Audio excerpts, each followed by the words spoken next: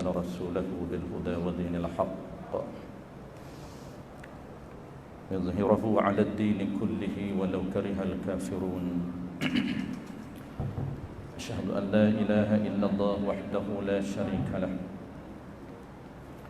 وأشهد أن محمدا عبده ورسوله صلوات الله وسلامه على هذا النبي الكريم وإمام المتقين وقائد الدعاة المجاهدين اللهم علمنا ما جهلنا وانفعنا بما علمتنا وجعلنا من المخلصين وصلى الله على سيدنا محمد وعلى آله وبارك وسلم الحمد لله رب العالمين أما بعد. Tuan-puan sidang Jumaat yang saya hormati yang lagi dikasihi, seperti Al-Fadhil Tuan Iman sebut sebentar tadi, kita akan isikan lebih kurang 20 minit. Kita akan berhenti awal tuan-puan, kita akan stop tazkirah kita dalam 12.50 minit tengah hari untuk beri luang ataupun ruang masa kepada tuan-puan untuk membaca surah Al-Kahfi dan sebagainya. Sementara menunggu waktu zuhur 1.8 minit ataupun 1.9 minit, saya akan berhenti 10 minit ataupun 15 minit lebih awal untuk memberi ruang kepada tuan-puan untuk mengisi zikir dan juga bacaan Quranul Karim. Baik, masa lebih kurang 25 minit ini tuan-puan, saya akan sebut beberapa benda. Tapi oleh kerana masa singkat, saya nak sebut satu sahaja. Perkara yang boleh menghilangkan aset kita ataupun pahala kita di akhirat kelak. Sebagaimana yang tuan-puan tahu, secara umumnya kita diajar di dalam syariat kita cara untuk menjana ataupun menghasilkan pahala melalui panduan ilmu tauhid dan juga ilmu fiqh. Itu dia panggil cara ataupun teknik menjana pahala melalui perbuatan ibadat kita sehingga menghasilkan pahala semaksimum yang mungkin melalui ilmu yang nama dia ialah tauhid, ilmu mengenal Tuhan, kerana Tuhanlah yang akan memberi pahala, dan juga ilmu berkaitan dengan panduan ataupun tata cara pelaksanaan setiap ibadat. Kerana setiap ibadat dia ada panduan yang jelas, tata cara yang jelas yang mesti kita follow untuk memastikan bahawa ibadat kita diterima oleh Allah Subhanahu Wa Taala dan akhirnya akan dianugerahi oleh Allah Taala pahala. Dan yang kedua tuan-puan, ada perkara ataupun ada panduan yang kita perlu tahu cara untuk menjaga pahala kita supaya dia tidak akan burn, tidak akan hilang. Kerana ada beberapa perkara di dalam agama kita ini yang boleh menyebabkan pahala kita akan hangus dan pahala kita akan hilang melalui perbuatan, perkataan kita dan juga penyakit yang ada di dalam hati kita. Satu sahaja tuan-puan saya nak sebut pada pagi ini, pada tengah hari ini. Satu yang kita namakan ghibah ataupun mengumpat. Ini sangat familiar dengan kita yang perlu kita jauhi dan elakkan supaya kita tidak terlibat di kalangan orang yang ghibah, orang yang mengumpat. Dan kita nak tahu tuan-puan hari ini, kerana mengumpat ini dia ada terma di sisi syariat kita. Dia ada definisi di dalam agama kita. Walaupun mengumpat juga ada definisi di kalangan orang Melayu. Tapi yang kita nak pastikan mengumpat bukan istilah orang Melayu, orang kita, tapi yang kita adalah mengumpat di sisi agama. Kita nak tengok adakah jauh lari dari segi kerangka agama dengan mengumpat di kalangan orang Melayu. Sebab orang Melayu kata, saya tak mengumpat, bukan nak mengumpat ni, nak sebut sahaja. Itu istilah yang familiar kita dengar. Baik, kita tahu tuan-puan, sebelum saya nak jelaskan takrif mengumpat yang dikemukakan oleh Nabi, yang direkodkan oleh para ulama di dalam kitab tasawuf, kita kena tahu bahawa bahaya mengumpat ataupun dahsyatnya mengumpat, besarnya dosa mengumpat ini, sehingga mana antara perkara yang diminta oleh Nabi kita supaya seluruh umat manusia agar menjauhi mengumpat ini, jangan terlibat di dalam perbuatan mengumpat. Apa yang bahayanya? Bahayanya, kata Nabi, mengumpat ini antara perbuatan yang pahala kita akan hangus. Aset kita akan Allah pindahkan pahala kita di akhirat kelak kepada orang yang kita umpat. Inilah dia bahaya yang kata Nabi. Sehingga Nabi menyatakan, wa iyyakum al-ghibah fa innal ghibata ashaddu minaz zina. Qila lahu kaifa? Nabi menyatakan, wa iyyakum, jauhilah kamu daripada perbuatan mengumpat. Jangan terlibat dengan perbuatan mengumpat. Kenapa? Fa innal ghibata ashaddu minaz zina. Dahsyat dan besarnya balasan mengumpat, kata Nabi, lebih besar daripada dosa orang yang berzina. Nisbah perbandingan antara orang yang berzina dengan orang yang mengumpat, kata Nabi, lebih dahsyat, lebih besar. Kesannya pengumpat lagi berbanding penzina. Bukan bermakna Nabi nak suruh berzina, tidak. Nabi hanya buat perbandingan antara penzina dan pengumpat. Lebih besar, lebih bahaya lagi pengumpat. Kenapa? Kerana kata Nabi, orang yang mengumpat ini tidak akan diampunkan dosanya oleh Allah Ta'ala selagi mana tidak dimaafkan oleh orang yang diumpatinya. Allah Ta'ala tidak akan memaafkan dan mengampunkan dosa umpat selagi orang yang kita umpat tidak memaafkan kesalahan kita. Itulah dia dosa mengumpat. Nabi menyatakan, qala innar rajula yazni wa yatubu fayatubullahu alaihi. Orang yang berzina ini, mereka bertaubat kepada Allah dengan taubat yang betul, yang sahih, kemudian diampun dosa zina mereka di sisi Allah Subhanahu wa taala. Wa inna sahibal ghibata la yaghfiru lahu hatta yaghfiru sahibuh. Adapun kata Nabi, orang yang mengumpat ini tidak akan diampunkan dosanya oleh Allah Subhanahu wa taala sehingga mana dimaafkan oleh orang yang diumpatinya. Itulah dia besar mengumpat. Kenapa? Terkadang kita mengumpat orang yang kita tak kenal. Nak cari, nak minta maaf tak bertemu, tuan-tuan. Di dunia kita tak bertemu untuk kita cari dia minta maaf. Kerana saya pernah menyatakan keburukan tuan. Sebelum kita mati tak bertemu, sukar untuk kita cari. Apatah lagi Allah akan memerintahkan di padang mahsyar kelak, ketika mana seluruh manusia bermula daripada Nabi Adam alaihi salam sehinggalah umat Nabi kita Muhammad sallallahu alaihi wasallam dihimpunkan di dataran mahsyar, lagi sukar untuk kita mencari orang yang kita umpat untuk kita mohon, untuk kita minta maaf di atas kesalahan umpat di dunia dulu, barulah proses untuk Allah Ta'ala ampun kesalahan kita. Sebab itulah ancaman ini Nabi menyatakan, jauhlah kamu daripada mengumpat. Kesannya sangat besar.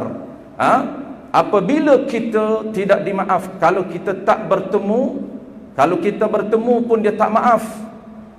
Walaupun maaf ini sunat, tuan-tuan. Kalau orang minta maaf dengan kita, maka afdal kita maafkan kesalahan orang lain. Tapi bayangkan kalaulah kita tak bertemu dengan orang yang kita umpat itu, nak mohon maafnya tak boleh. Apa proses yang Allah buat? Allah akan pindahkan pahala kita. Segala kebaikan yang kita pernah buat dulu di dunia, Allah akan bagi kepada orang yang kita umpat. Itulah kesan pahala ataupun aset yang kita sedang jana sekarang ini. Pastikan kita tahu cara untuk jaga. Baik tuan-tuan, yang pertama saya nak sebut pada petang hari ini satu sahaja. Apa dia yang yang disebut ghibah ataupun mengumpat menurut kacamata syariat kita, bukan menurut kacamata kita. Kerana ini terma syariat ataupun salah satu daripada perbuatan jalan syariat, maka kita kena tengok bidan puasa yang telah ditetapkan oleh syariat. Mengumpat ni tuan-puan mudah sahaja, dia punya definisi dia. Ulama sebut di dalam kitab, beberapa kitab tasawuf, antaranya dalam kitab Bidayatul Hidayah, dan disebut juga di dalam kitab Penawar Bagi Hati. Apa dia? Al-ghibah ini ialah zikru akhaka bima yukrahu walau bima fihi walau bihudratihi. Mudah sahaja, simple sahaja. Kita menyebut perkara yang tidak disukai, itu kata kunci dia. Kita menyebut sesuatu perkara yang tidak disukai oleh orang lain, sama ada menyebut itu bima fihi, perkara yang memang realiti yang ada kepadanya, ataupun memang perbuatan itu dia buat, ataupun memang perkara kita sebut ada pada diri dia, dan sebutan kita ini walau bihudratihi, walaupun di hadapan dia. Kesimpulan tuan-puan, kita sebut perkara yang tidak disukai oleh orang lain, walaupun kita sebut itu perkara yang memang ada pada diri dia, memang dia buat, dan juga walaupun kita menyebut di hadapan dia, bukan di belakang. Walau bihudratihi, walaupun di hadapan dia. Tarif ini diambil daripada kesimpulan daripada hadis Nabi sallallahu alaihi wasallam.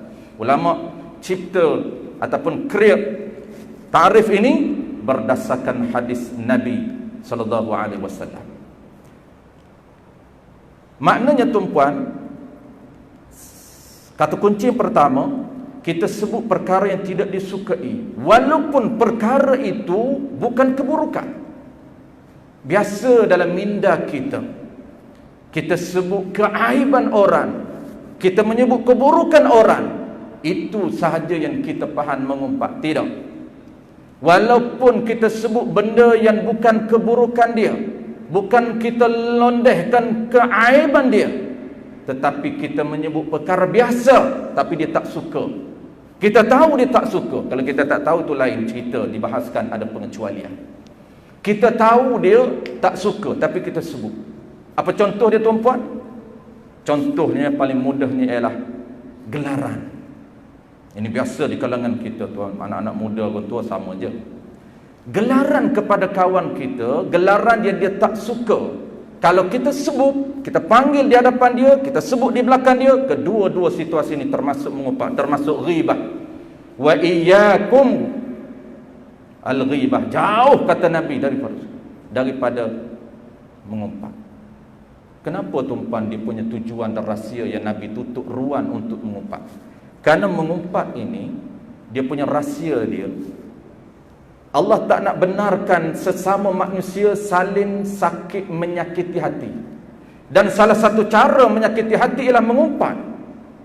Sebab kalau kita panggil, walaupun gelaran itu bagi kita biasa sahaja, bukan aib dia, tetapi dia tak suka, boleh menyakitkan hati dia. Sedangkan dalam sistem syariat kita, sunat ataupun afdal, dapat pahala kita memanggil gelaran yang dia suka. Kenapa? Menhiburkan hati. Menhiburkan hati sesama Islam ini sunat, bahkan afdal. Apa cara tuan-puan hiburkan hati? Dapat pahala sunat, dan ranking yang keduanya ialah afdal. Hiburkan hati dengan beri hadiah, hiburkan hati dengan kata-kata kita, hiburkan hati dengan perbuatan kita. Tak bagi apa, tapi perbuatan kita boleh menghiburkan hati orang lain, dapat pahala sunat. Begitu juga tuan-puan, kenapa gelaran yang dia tak suka haram kita panggil, termasuk mengumpat. Tak kisahlah gelaran apapun, pendek ke, panjang ke, capan ke, capek ke, kudun ke, dia pendek. Ada orang kata, ustaz, kawan saya ni pendek, Kami panggil pendek kat dia. Dia suka. Dia kurang tak apa suka lah. Tak boleh panggil. Tak, ustaz nak panggil pun memang dia pendek. Kami tak mengumpat. Memang betul dia pendek. Takkan nak panggil panjang. Kalau kami panggil panjang, itu panggil menipu. Panggil nama dia. Tak, ni gelaran. Ya, gelaran tak boleh. Kerana pendek itu, dia tak suka. Tak boleh panggil pendek. Apapun gelaran biasa. Saya dulu tuan-tuan, beberapa di kampung dulu, orang kampung ni ada gelaran dia. Mungkin orang bandar pun ada gelaran juga. Di satu kampung ni, dia mak ni ada 3-4 orang. Saya pernah cerita kalau tuan-tuan biasa ikut kuliah saya. Ada 3 orang mak dalam kampung ni. Satunya mak dia driver bas. Gelaran dia mak bas. Orang Kelantan kan dia ada nisbah. Satu lagi mak tapi isteri, nisbah kepada isteri dia. Isteri dia nama Zainab. Kalau orang panggil, orang Kelantan panggil mak Jenab. Bodoh. Nama Zainab tapi jadi Jenab. Yang ketiga ni jadi kontroversi. Dia pengembala beruk. Jadi orang panggil mak beruk. Lalu orang kampung dah masyhur dah. Kenapa? Kerana mak ni ramai kampung ni sebuah gelaran dia. Orang kampung ni pandai bagi gelaran kepada dia mak beruk. Dia suka ke tak suka? Dia tak suka. Maka tak boleh panggil, haram panggil mak beruk. Tapi orang kampung ni, walaupun kita cakap tak boleh panggil, dia seronok. Kenapa? Benda hak tak suka, orang kawan dia tak suka tu sedih seronok. Lagi dia seronok. Sehingga lebih kurang setahun lebih ke 2 tahun sahaja dia bela beruk, dia jual. Orang tanya, mak, kenapa engkau jual beruk? Dia kata, kalau aku tak jual beruk, dia kata sampai bila-bila orang panggil mak beruk. Huduh sangat, dia kata biar aku jual lah. Dia jual beruk sampai hari ni tak bela beruk. Tu mas haram tuan-tuan, mudah sahaja untuk kolek, untuk buat benda haram. Kenapa? Kena dengan sebab tak tahu. Tak boleh panggil. Apapun gelaran dia, kalau dia tak suka, tak boleh panggil. Walaupun panggilan itu di hadapan ataupun di belakang. Tuan-tuan biasa dengar dia keliru dengan kadzab, penipu. Sebab tu orang kata, ustaz, saya cakap benda betul. Sebab tu ulama jaga dia punya definisi ni. Kalau cakap benda tak betul, dia tak panggil mengumpat. Dia panggil kadzabun. Dia panggil berdusta ataupun menipu. Kenapa? Karena Nabi menyatakan al-kadzab. Ulama menyatakan menipu ini apa dia? Al-ikhbaru bima yukhaliful waqi'. Ini haram, dosa besar. Mengumpat ni tuan-tuan, dia ada 2 dosa, level dosa. Pertama dosa besar, yang kedua ada jenis kategori mengumpat dosa kecil. Ini disebut di dalam kitab Usulul Arba'in Al-Hujjana ataupun Hujjaj Al-Imam Ghazali rahimahullah ta'ala. Disebut juga di dalam kitab terjemahan Al-Usulul Arba'in bagi Syekh apa nama ini, Al-Mandili, penawar bagi hati. Apa yang dia sebut? Ikhbaru bima yukhaliful waqi', menyatakan, menyebut perkara yang menyalahi dengan realiti yang sebenar. Ini dipanggil menipu, bukan mengumpat. Kalau mengumpat, memang dia sebut perkara yang ada pada diri dia, perkara yang memang dia buat, dan sebutan itu tidak disukai, walaupun sebut itu di hadapan. Walaupun sebut di hadapan. Sebab tu orang Melayu kita tuan-tuan, biasa tuan-tuan dengar, dia kata, saya tak mengumpat ustaz, tapi saya sebut depan-depan. Dia bagi dia depan-depan tak mengumpat lah. Depan-depan juga mengumpat, kena ubah ayat. Ni saya bukan nak mengumpat ni, saya nak sebut. Tak, ni saya nak mengumpat ni. Tu yang sebenarnya. Dia ceritalah kawan dia begini depan kita. Ustaz, saya bukan nak mengumpat tapi saya nak sebut. Si fulan ni begini. Sebutan itu benda yang ada, ya. Sebutan itu di hadapan kita, ya. Dinamakan mengumpat. Dinamakan mengumpat. cuba elakkan tuan-tuan perkara yang tidak disukai oleh kawan kita. Mengumpat dia tak kira siapa tuan-tuan. Tidak ada pengecualian. Ada pengecualian, tetapi secara umumnya dia tak kira siapa. Bukan anak kita, kita boleh mengumpat, isteri kita, kita boleh mengumpat, suami kita, kita boleh mengumpat. Tak. Mengumpat isteri, menyebut keburukan isteri, ataupun menyebut satu perkara isteri tak suka juga mengumpat. Menyebut satu perkara yang anak tak suka juga mengumpat. Menyebut satu perkara yang bapa kita tak suka juga mengumpat. Menyebut satu perkara yang ibu kita tak suka juga, termasuk mengumpat. Itulah dia tuan-tuan, perkara yang kita perlu jaga, kerana dosa dia ataupun kesan dia sangat besar. Melainkan ada pengecualian sedikit. Pengecualian bila tuan-tuan, isu untuk memperkenalkan orang, itu pun jaga. Jangan terlampau luas. Contoh, orang nak kenal, datang ke taman kita, presiden kita, jalan sebelah A. Saya nak cari nama dia sekian-sekian. Kita kata kalau sebelah A nama yang sama, banyak, ramai. Maka kita terpaksa menyebut kriteria ataupun karakter dia, ataupun menyebut ciri yang ada pada dia. Oh, yang mak ni yang badan besar sikit ke? Kalau badan besar kita sebut, dia tak suka, tak boleh sebut. Tapi kita terpaksa sebut kerana nak memperkenalkan kepada orang lain sedang mencari rumah dia. Boleh, tapi jangan lebih. Oh mak, oh ni apa nama ini, Ahmad bin sekian-sekian ni, ada 3 orang, yang mana satu? Yang gelap sikit ke? Ke yang putih-putih? Yang tinggi, yang rendah? Sebutan itu kalau dirasakan dia tak berapa gemar, tak berapa suka, kita cuba elakkan, hanya sebut umum sahaja. Walaupun dibenarkan, dia boleh, tapi kita takut terlebih. Ini payah tuan-puan, payah untuk kita jaga apabila kita tahu. Paling penting tuan-puan, apapun di dalam syariat kita, untuk kita buat dan untuk kita elak, dua benda ni tuan-puan. Ada perlu yang kita buat, ada benda perlu kita elak. Kedua-duanya mesti kita tahu. Tak tahu, mana mungkin untuk kita elakkan perkara yang haram. Kalaulah tuan-puan tak tahu dengki itu apa dia, kita akan layan dengki. Sebab kita tak tahu benda ini haram, perlu dielak, perlu dilawan. Sebab tu kita kena tahu apa dia dengki menurut syariat. Kalau kita tak tahu takabur, apa maksud takabur, maksud ego, maksud bangga diri di sisi syariat kita, mana mungkin kita nak cuba elak dan cuba lawan diri kita. Sebab itulah penting penyakit-penyakit hati ini untuk kita kenal satu persatu. Begitu juga di dalam isu pelaksanaan ibadat kita. Apapun ibadat kita tuan-puan, kita nak buat, mesti kita tahu. Sama je konsep dia.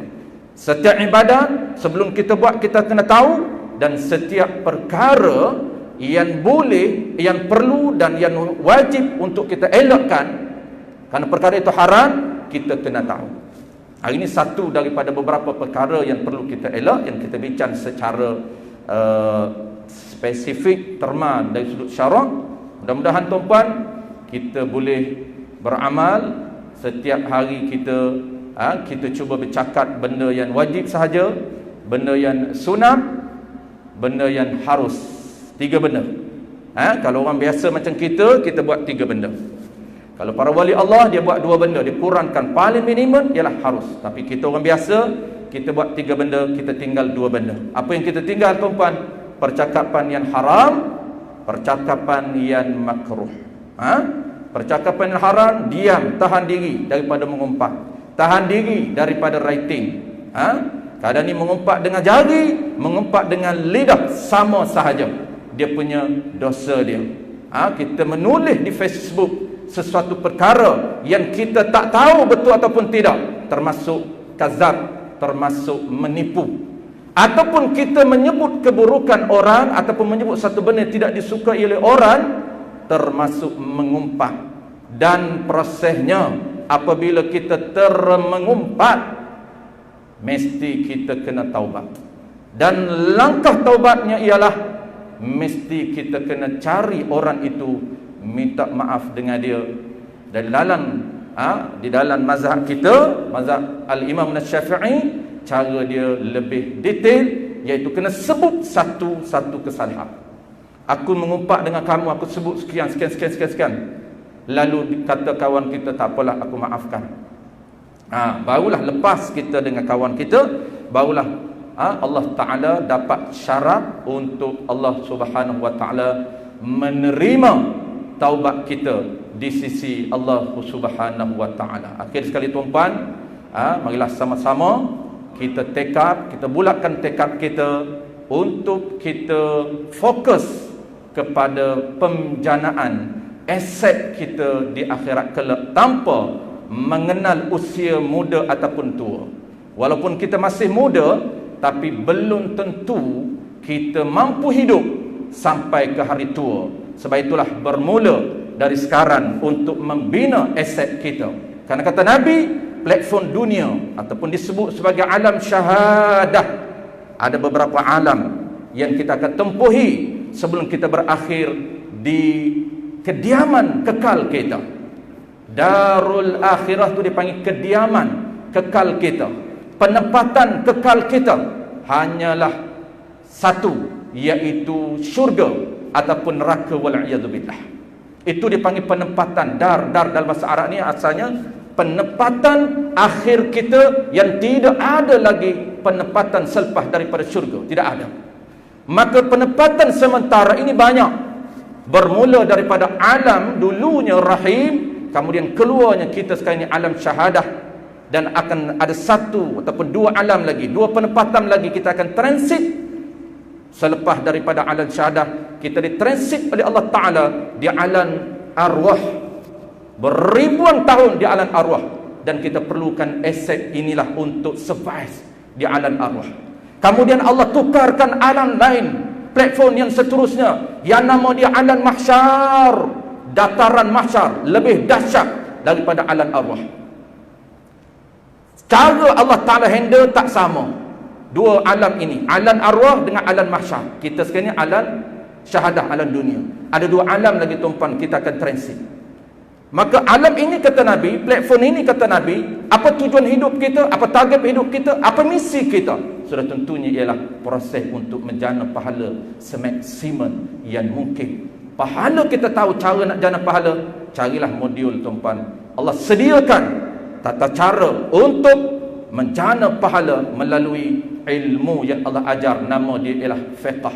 Dan ilmu tauhid, ilmu untuk mengenal siapa orang yang akan memberi pahala kepada kita. Kenalah siapa Allah Ta'ala melalui ciri-ciri yang ada pada Allah, dan tengok cakna kepada tata cara untuk dapat pahala setiap ibadat yang kita lakukan. Dan last sekali tuan-puan, jaga juga cara panduan untuk kita jaga pahala daripada burn, daripada hangus.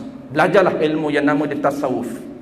Basic modul dia, nama dia ialah di Nusantara ini popular dengan nama kitab Penawar Bagi Hati, yang ditulis oleh tokoh yang tidak asing lagi, yang berasal daripada Indonesia, Al-Mandili, yang berhijrah ke Malaysia dan juga akhirnya mati di Mekah Al-Mukarramah. Nama dia ialah Syekh Abdul Qadir Al-Mandili, orang Indonesia tetapi bermukim di Malaysia dan mati di Mekah Al-Mukarramah. Modul yang dia karang tinggal kepada kita panduan untuk jaga pahala, yang nama dia Penawar Bagi Hati. Carilah ilmu tuan-puan, mudah-mudahan Allah berikan kebaikan kepada kita, Allah berikan keberkatan kepada kita. Mudah-mudahan kita akan selamat di dua platform lagi, dan akhirnya kita akan ditemukan oleh Allah Ta'ala dalam penempatan terakhir kita, yakni syurga yang dikenali sebagai darul abadi, kekal selama-lamanya, tidak ada lagi penempatan selepas daripada itu. Terima kasih banyak kepada pihak pengurusan surau, dan juga terima kasih banyak kepada tuan-puan yang memberi perhatian kepada apa yang kita bincang pada pagi ini, pada tengah hari ini. Mudah-mudahan ada input dan ada manfaat yang diberikan oleh Allah Subhanahu wa Ta'ala. Bismillahirrahmanirrahim. Alhamdulillahirabbil alamin. Wassalatu wassalamu ala asyrafil anbiya'i wal mursalin wa ala alihi wa ashabihi ajma'in. Allahumma faqihna fid din wa 'allimna ta'wil waj'alna minal ulama'il 'amilin waj'alna minal mukhlisin. Wa sallallahu ala sayyidina Muhammadin wa ala alihi wa baraka wasallam. Walhamdulillahi rabbil alamin.